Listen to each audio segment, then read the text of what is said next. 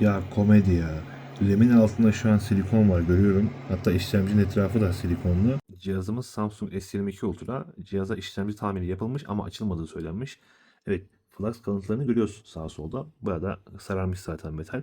Ama açıkçası flux var ama hiçbir tane lehim tortusu yok. Bir açalım bakalım gerçekten vebal yapmışlar mı yapmamışlar mı?